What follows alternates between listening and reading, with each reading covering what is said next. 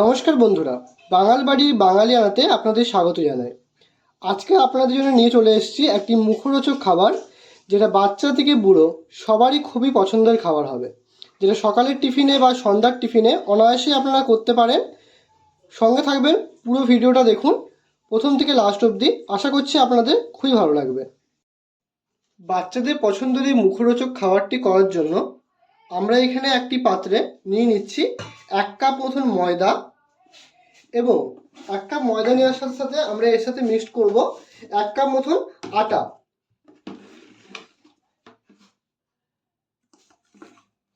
1 cup ময়দা এবং 1 cup আটা নিয়ে নিচ্ছি। তার সাথে এর মধ্যে আমরা একটু মিক্সড করব বেকিং সোডা। 1 চিমটে মতন বেকিং সোডা দিয়ে দেবো এর মধ্যে, এবং পরিমাণ মতন নুন দেবো। নুনটা 1 চিমটের মতনই আমরা ব্যবহার করব। তারপরে এই এটাকে মিক্সড করে নেব। মিক্সড করে নেওয়ার পর এটাতে অল্প একটু সামান্য পরিমাণে সাদা তেল ব্যবহার করব।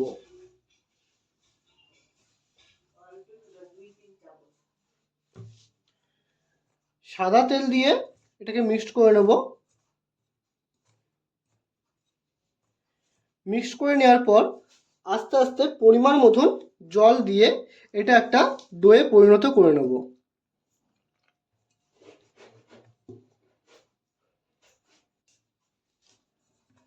আটা এবং ময়দার মিশ্রণটা আমাদের মোটামুটি মাখানো হয়ে গেছে।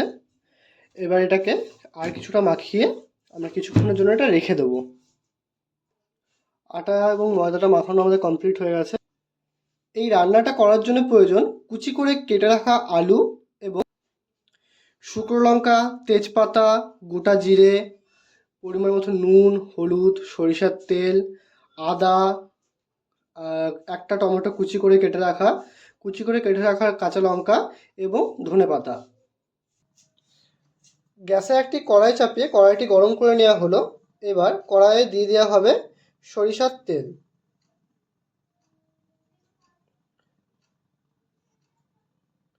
সর্ষের তেলটা দিয়ে দেওয়ার পর সর্ষের তেলটা গরম হয়ে আসলে এর মধ্যে দিয়ে দেওয়া হবে তেজপাতা, গোটা শুকনো লঙ্কা এবং একটুখানি সাদা জিরে।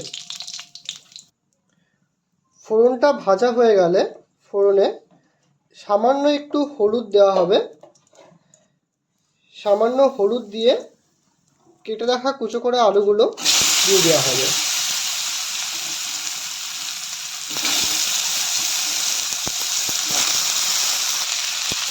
আলুগুলো দিয়ে কিছুক্ষণ ভাজতে নিতে হবে, যতক্ষণ না আলুগুলো ব্রাউন কালার আসছে।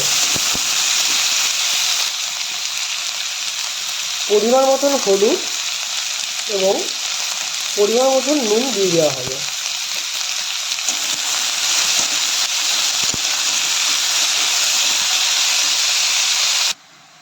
আলুটা গোল্ডেন ব্রাউন কালারে ভাজা হয়ে গেছে।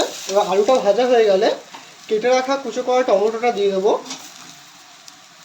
এবং সাথে কেটে রাখা কুচো করা কাঁচা লঙ্কাটাও আমরা দিয়ে দেবো। এবং আদা, এটা আমাদের কেটে রাখা ছিল, আদাটা আমরা গ্রেট করে দেবো। আদাটা গ্রেট করে দিলে মুখে হালকা হালকা পড়বে, তো সেটা আলাদা একটা স্বাদ পাওয়া যাবে।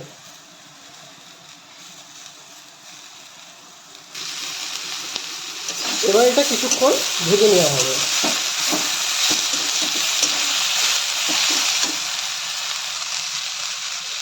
এটা কিছুক্ষণ ভাজা হয়ে গেলে পরিমাণ মতন জিরে গুঁড়ো এবং ধনে গুঁড়ো দিয়ে দেবো।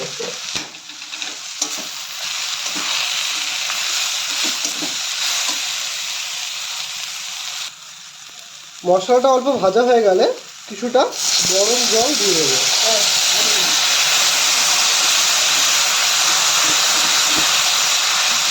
এটা আমরা কিছুক্ষণ কষা করবো। এটা কষানো হয়ে গেলে আরও কিছুটা গরম জল দিয়ে কিছুক্ষণের জন্য এটা সেদ্ধ হতে দেবো। আলুগুলো সেদ্ধ হওয়ার জন্য কিছুটা গরম জল এখানে দেওয়া হলো। এটাকে গ্যাসের ফ্লেমটা লো করে মেখে রাখা ময়দা এবং আটাটার থেকে আমরা বড় বড় সাইজে ডো কেটে নেব।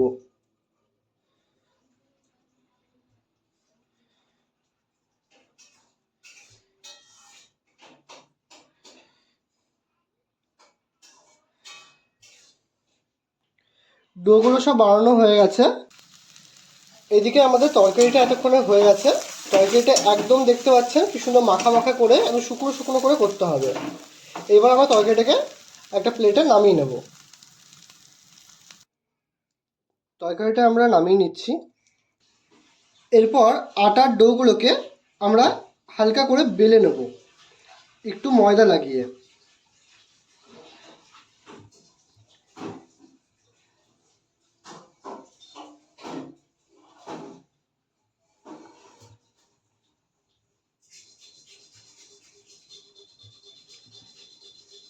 বেলে নেওয়ার পর এর ভিতরে আমাদের বানিয়ে রাখা তরকারি যে পুরটা বানিয়েছি আলুর, সেটাকে আমরা দিয়ে দেব।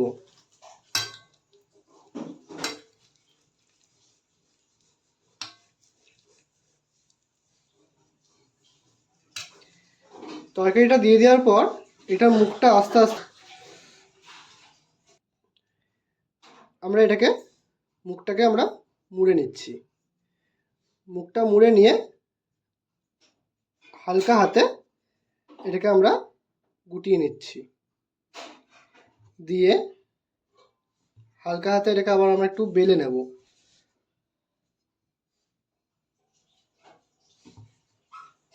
এটা বেশি বেলা যাবে না, এটা হালকা করে বেলতে হবে।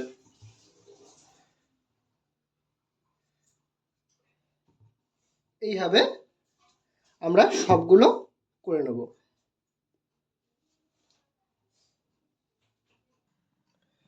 এবার আবার গ্যাসে একটা কড়াই বসিয়ে কড়াইটি গরম হয়ে যাওয়ার পর সাদা তেল দিয়ে দেব। তেলটা একটু বেশি পরিমাণে দিতে হবে, যেহেতু ওগুলোর মধ্যে ভাজা হবে। তেলটা গরম হয়ে গেছে। এবার আমাদের বানিয়ে রাখা আটা এবং তরকারি দিয়ে তৈরি করেছি আমরা, এটা তেলের মধ্যে গরম তেলে আমরা ছেড়ে দেব। এটা বাচ্চাদের খুবই পছন্দের খাবার একটা। বাচ্চারা খেলে পরে এটা বারবার খেতে চাইবে।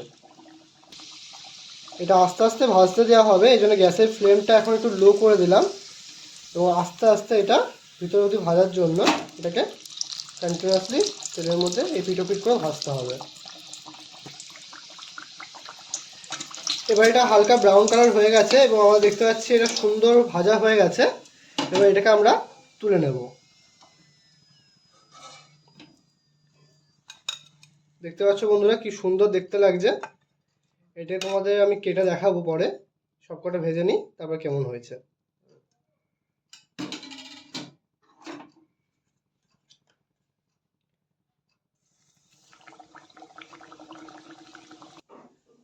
ফাইনালি আমাদের মুখরোচক আলু ভরা কচুরি রেডি হয়ে গেছে। দেখতে পাচ্ছ বন্ধুরা কি সুন্দর দেখতে হয়েছে। এবার তোমাদেরকে একটা আমি ভেঙে দেখাবো যে কেমন ভিতরটা দেখতে হয়েছে।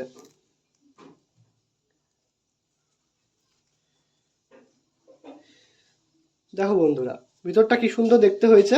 এটা খেতেও দেখতেও এবং সুন্দর হয়েছে, সেমনি খেতেও সুন্দর হয়েছে। আশা করছি তোমাদের এটা রান্না করে খাওয়ার পর খুবই ভালো লাগবে।